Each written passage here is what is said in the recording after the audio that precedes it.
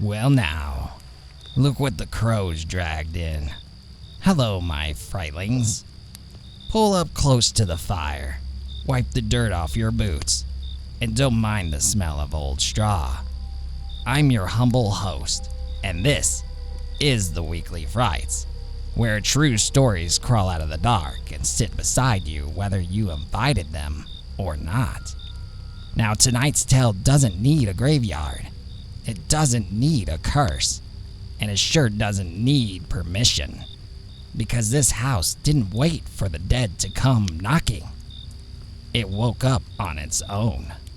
Deep in the swamps of southern Georgia, where the air sticks to your skin and the night never really goes quiet, stood a house owned by Alan P. Surrency, a good man, a railroad worker, a family man.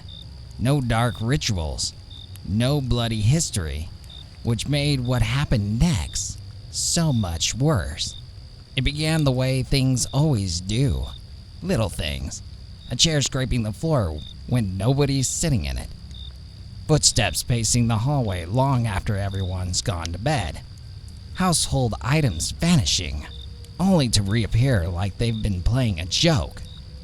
And maybe it was a joke. At first. Pretty soon the house stopped being playful. Furniture started moving on its own. Chairs slid across the room like they were late for supper. Tables flipped without warning. Dishes flew from shelves and shattered like gunshots. And the sounds. Oh, the sounds.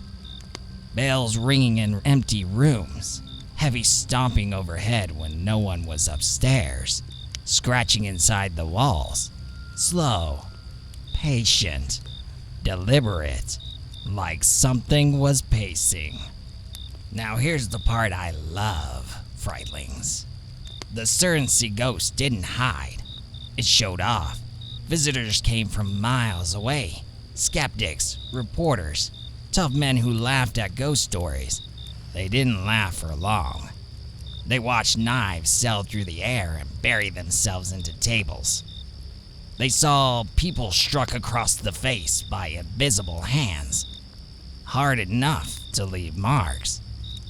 Clothes were ripped off guests' bodies. Now that's rude, even by ghost standards.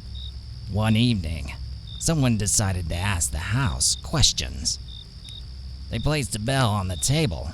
If there's someone here, ring it. Ding. Then again.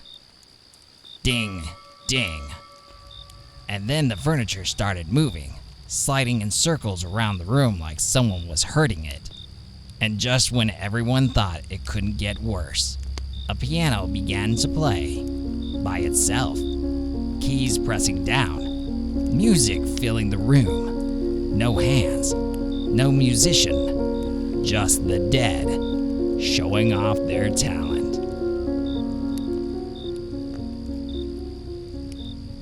Some witnesses claim they saw faces forming in the air, watching silently. Others swore they saw full figures standing against the walls, flickering in and out like bad memories. One man was lifted clean off the ground, dangling, helpless, then dropped. Now tell me, frightlings, how many nights would you stay after that? This wasn't an after-effect haunting. This happened in public. Judges, railroad officials, newspaper reporters. They came. They saw. They left. Shaken. Some refused to stay the night. Others refused to even come back. Funny thing about Surrency's ghost, it didn't care if you believed. It already knew you would remember. Eventually, the activity slowed. No priests, no cleansing ritual. The house simply went quiet. Years later, the house burned down, taking its secrets with it. But locals say the land still feels wrong, like something's still there, waiting for another audience.